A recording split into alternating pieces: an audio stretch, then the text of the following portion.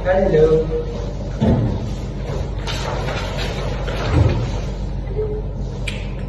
Hai, kami dari Universitas Wadaya Gunung Jati, Fakultas Ekonomi dan Bisnis, Prodi Manajemen dari kelas 1F kelompok 4. Di sini kami akan mempresentasikan materi tentang segmentasi, targeting, dan positioning untuk memenuhi tugas mata kuliah dasar-dasar pemasaran dengan Ibu Susanti Maulani, SEMM sebagai dosen mata kuliah tersebut. Check it out!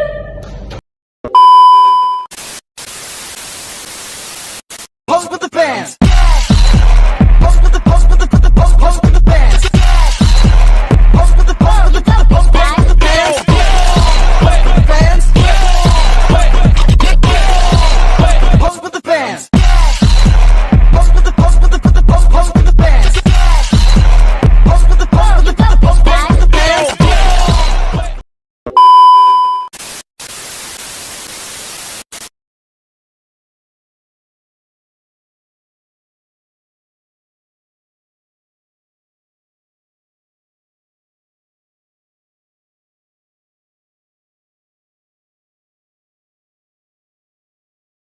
Segmentasi pasar adalah proses pembagian pasar menjadi segmen pelanggan potensial atau kelompok dengan karakteristik serupa yang menunjukkan kesamaan dalam perilakunya.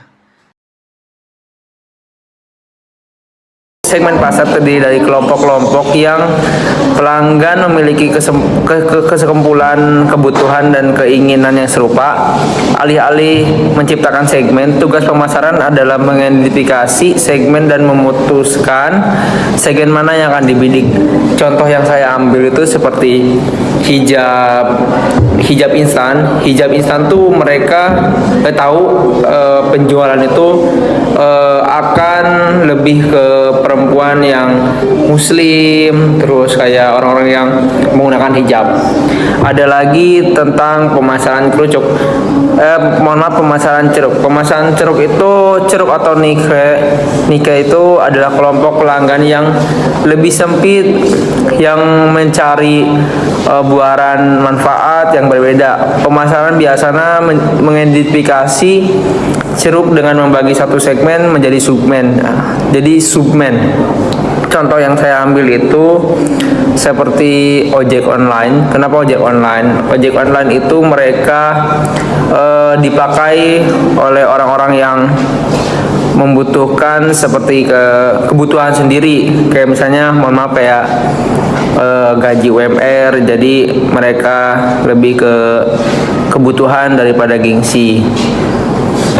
Lalu ada lagi pemasaran lokal. Pemasaran lokal itu pemasaran sasaran memunculkan program pemasaran yang disesuaikan khusus untuk kebutuhan dan keinginan kelompok pelanggan lokal di bidang perdagangan, lingkungan sekitar, bahkan toko perorangan. Contoh yang saya ambil itu seperti Starbucks. Starbucks itu mereka lebih nepatin kota-kota yang besar. Kenapa? Karena mereka tahu penjualan mereka itu cukup lumayan dengan harganya. Jadi mereka nggak keeceran, karena mereka juga menempatkan tempatnya mereka di kota-kota besar, nggak di kota-kota kecil. Lalu ada lagi pemasaran individu. Pemasaran individu itu tingkat segmentasi terakhir mengarah ke satu segmen pemasaran yang disesuaikan oleh customer atau pemasaran satu-satunya. Sekarang pelanggan mulai mengambil inisiatif yang lebih individual dengan menentukan apa yang akan dibeli, kayak barang apa yang akan dibeli. Contohnya itu kayak ada satu aplikasi, itu beberapa aplikasi kayak Shopee atau Tokopedia. Mereka akan membeli barang dengan kebutuhan mereka, keinginan mereka. Mereka juga akan bisa melihat suatu barang tersebut, lalu kayak ratingnya berapa, seperti itu. Baik, di sini saya akan menjelaskan dasar segmentasi pasar konsumen. Apa sih dasar segmentasi pasar konsumen itu? Dasar segmentasi pasar konsumen adalah proses membagi pasar yang luas menjadi kelompok-kelompok konsumen yang lebih kecil. Masing-masing kelompok ini memiliki karakteristik, kebutuhan, dan keinginan yang serupa. Tujuannya adalah agar perusahaan dapat menargetkan produk atau jasa mereka. Di sini terdapat 4 Dasar segmentasi pasar konsumen pertama yaitu segmentasi geografis. Segmentasi geografis ini membagi pasar berdasarkan lokasi geografisnya, seperti negara, provinsi, kota, atau bahkan lingkungan. Contohnya yaitu produk pakaian yang tebal atau yang biasa dipakai untuk musim dingin, yaitu ditargetkan kepada wilayah yang iklimnya seperti Eropa Utara, Amerika Utara, atau daerah pegunungan. Dan pakaian yang cenderung ke tipis atau berbahan polikatun atau gimana, yang tipis itu kita ditargetkan kepada wilayah seperti Indonesia. Yang kedua yaitu segmentasi demografis. Segmentasi demografis ini membagi pasar berdasarkan karakteristik penduduk seperti usia, jenis kelamin, pendapatan, pendidikan, pekerjaan, ukuran keluarga, dan sebagainya. Contohnya yaitu produk popok.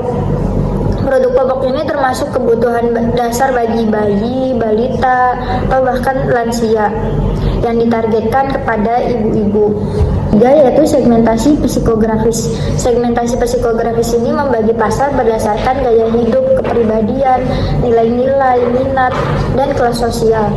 Contohnya yaitu produk pakaian olahraga akan lebih banyak ditargetkan kepada orang yang peduli terhadap kesehatan atau yang memiliki gaya hidup aktif, atau juga orang-orang yang hobi terhadap sepak bola, bola voli, atau lain sebagainya. Yang terakhir yaitu segmentasi perilaku. Segmentasi perilaku ini membagi pasar berdasarkan pengetahuan, sikap, penggunaan, atau respon terhadap produk. Contohnya yaitu produk makanan organik akan lebih banyak ditargetkan kepada konsumen yang peduli terhadap kesehatan dan lingkungan. Lalu, mengapa sih segmentasi pasar itu penting? Dengan memahami segmentasi pasar, perusahaan dapat yang pertama dapat menargetkan pasar yang tepat sehingga upaya pemasaran lebih efektif dan efisien. Yang kedua, mengembangkan produk yang relevan, produk yang sesuai dengan kebutuhan dan keinginan konsumen. Yang ketiga, membangun hubungan yang kuat dengan pelanggan. Dengan memahami karakteristik pelanggan, perusahaan dapat memberikan pengalaman yang personal. Nah, tadi kan sudah dijelaskan mengenai pengertian segmentasi, dasar segmentasi pasar konsumen, dan tingkat segmentasi pasar. Di sini aku bakal jelasin tentang syarat-syarat apa aja sih yang diperlukan agar sebuah segmentasi dapat dikatakan efektif. Yang pertama yaitu measurable atau dapat diukur, yang mana segmentasi yang telah ditentukan oleh perusahaan itu harus dapat diukur, baik itu dari potensinya, daya belinya, maupun alokasi sumber dayanya. Kemudian yang kedua yaitu substansial. Jadi segmentasi pasar yang telah ditentukan itu harus cukup besar dan dapat memberikan keuntungan atau profitable yang besar juga bagi perusahaan. Kemudian yang ketiga yaitu accessible, di mana sumber daya yang dimiliki oleh perusahaan harus mampu untuk menjangkau dan melayani segmen pasar yang telah ditentukan sebelumnya. Yang keempat yaitu differentiable atau dapat didiferensiasi, yang mana suatu segmen harus dapat dibedakan antara segmen yang satu dengan segmen yang lainnya. Dan yang kelima atau yang terakhir yaitu actionable atau dapat dilakukan. Jadi segmen pasar yang telah ditentukan itu harus dapat dilaksanakan. Dengan kata lain, strategi pemasaran yang telah direncanakan itu harus bisa dilakukan dan dapat melayani segmen pasar dengan baik. Nah, kalau sudah memenuhi syarat-syarat yang disebutkan tadi, sebuah segmentasi baru bisa dikatakan efektif. Target pasar yaitu kelompok masyarakat yang mempunyai kesamaan karakteristik, kesukaan, dan ketertarikan pada suatu barang sehingga dianggap sebagai pelanggan potensial oleh sebuah perusahaan. Segmentasi berdasarkan kebutuhan yaitu mengidentifikasi kelompok orang berdasarkan pengalaman bersama terhadap masalah atau kebutuhan tertentu. Segmentasi segmentasi juga bertujuan untuk mengidentifikasi faktor yang dapat digunakan untuk membagi orang ke dalam kelompok yang berbeda sehingga mereka dapat dideskripsikan dan ditargetkan. Contoh mengidentifikasi sesuai kebutuhan yaitu melakukan diskusi internal dengan tim pemasaran dan mengembangkan produk dan layanan pelanggan. Yang kedua itu identifikasi segmen. Mengidentifikasi segmen yaitu proses menyusun, menyempurnakan atau memodifikasi bagian tertentu dari suatu karya atau konten untuk mencapai hasil yang lebih baik dan sesuai tujuan. Contohnya yaitu sebuah perusahaan ingin memasarkan produk minuman kesehatan berbahan alami dan ingin memastikan produk tersebut menjangkau konsumen yang tepat. Yang ketiga itu daya tarik segmen. Daya tarik segmen yaitu kemampuan suatu segmen pasar untuk menarik perhatian dan minat perusahaan. Daya tarik segmen juga bisa dinilai berdasarkan potensinya untuk menghasilkan keuntungan serta memberi layanan yang ditawarkan. Contohnya yaitu semisal produk minyak wangi untuk perempuan dan laki-laki yang berbeda. Di sini saya akan melanjutkan materi tentang target pasar. Jadi nomor 4 yaitu profitabilitas segmen. Profitabilitas segmen adalah kemampuan suatu bisnis menghasilkan untung setelah dikurangi biayanya. Misalkan dengan cara mengidentifikasi pendapatan segmen, menghitung biaya langsung dan tidak langsung, serta menghitung laba bersih segmen. Terus yang kelima yaitu positioning segmen. Positioning segmen adalah cara bisnis membuat segmen pasar melihat produknya sebagai pilihan yang terbaik. Misalkan dengan cara menentukan keunikan produk yang sesuai dengan kebutuhan segmen, serta membandingkan produk kita dengan pesaing untuk menunjukkan kelebihan yang kita miliki. Terus yang keenam, acid test segment. Acid test segment adalah kemampuan perusahaan dalam mengukur pembayaran utang jangka pendek dengan cara menggunakan aset yang mudah dicairkan. Misalkan seperti uang tunai atau piutang. Yang ketujuh yaitu strategi bauran pemasaran. Strategi bauran pemasaran adalah cara perusahaan memasarkan produk dengan mengatur 4P. Yang pertama, produk. Yang kedua, harga atau price. Yang ketiga, tempat atau place. Yang keempat, promosi.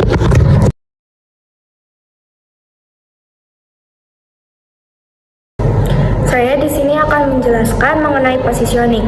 Jadi, positioning ini merupakan tindakan memposisikan brand di benak konsumen agar terlihat berbeda dengan kompetitor lainnya.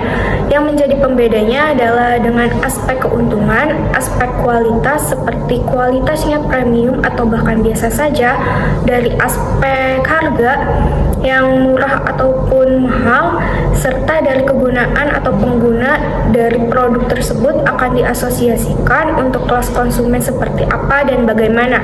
Sebagai contohnya itu pada brand iPhone yang memiliki kesan eksklusif, hal ini disebabkan karena brand tersebut hanya mengutamakan pada aspek kualitasnya yang premium serta desainnya yang elegan dan pengalaman pengguna yang mudah. Serta target pasar brand tersebut adalah kepada orang-orang yang menyukai kemewahan atau keeksklusifan, sehingga iPhone ini hanya berfokus pada kesan eksklusif dan gaya hidup yang premium. Berbeda dengan brand pesaingnya yang memfokuskan pada teknologi yang canggih dan menonjolkan pada kecanggihan perangkat si handphone atau kamera atau yang lainnya. Dan pembedanya lagi itu dari segi harga yang mungkin bisa dijangkau oleh semua kalangan, serta pilihannya yang banyak.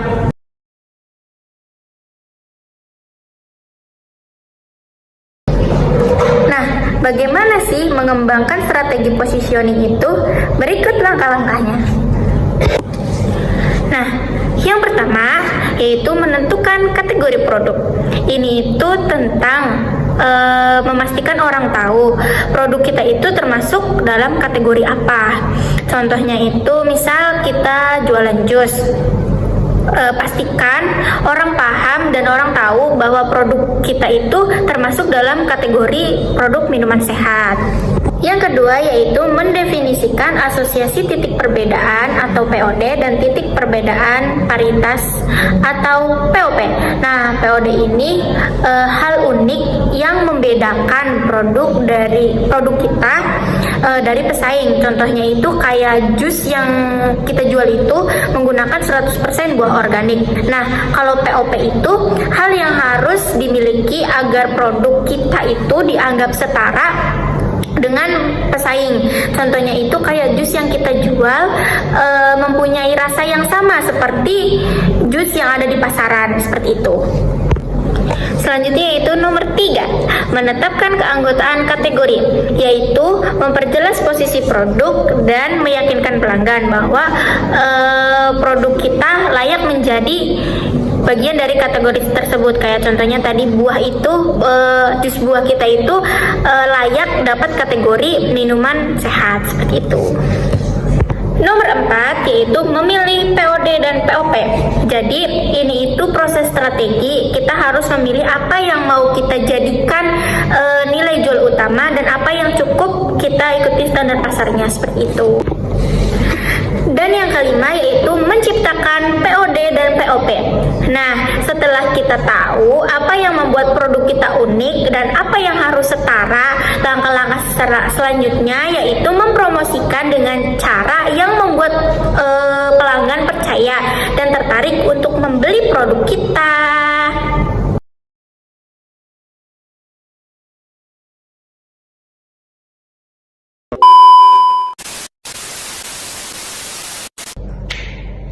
Baik teman-teman, terkait pemaparan dan penjelasan presentasi ini, atas waktu dan perhatiannya, semoga bermanfaat. Bye.